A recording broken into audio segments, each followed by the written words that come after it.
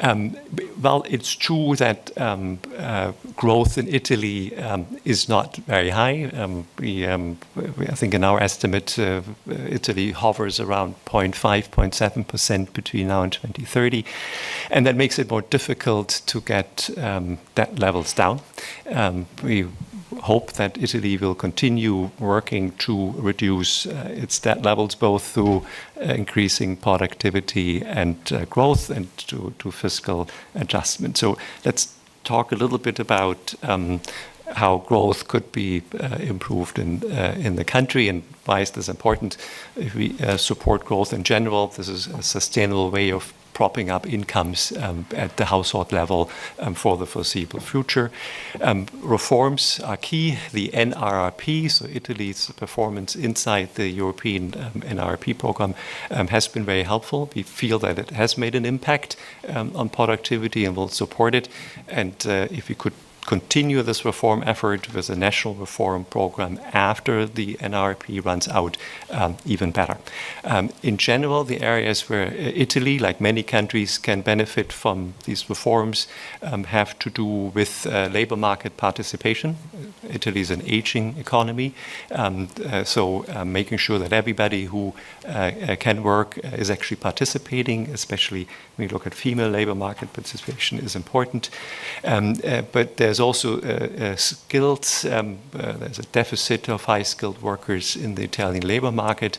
That calls for policies that address this.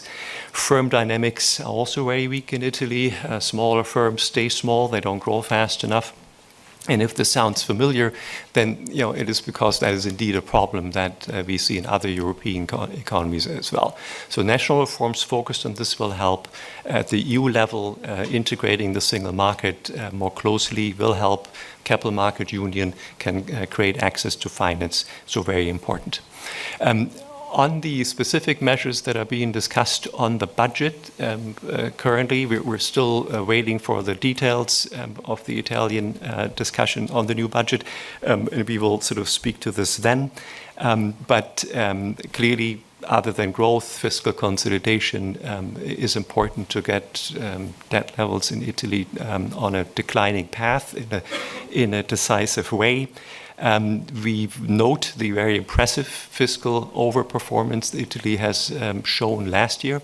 And according to the newest data out of Italy, it seems that we're going into another impressive overperformance that is better than expected by the authorities' headline deficit outcomes this year. This is fantastic. You will have seen that our own forecast for this year was for a headline deficit of 3.3% of GDP. According to the Italian authorities, this will be at 3.0. Once we update our forecast, we will be reflecting this in full, and we generally support Italy's efforts to continue fiscal consolidation alongside structural reforms. As Alfred said earlier, that's for all of our advanced economies with relatively high debt the best way forward to get the fiscal space we need for whatever comes next.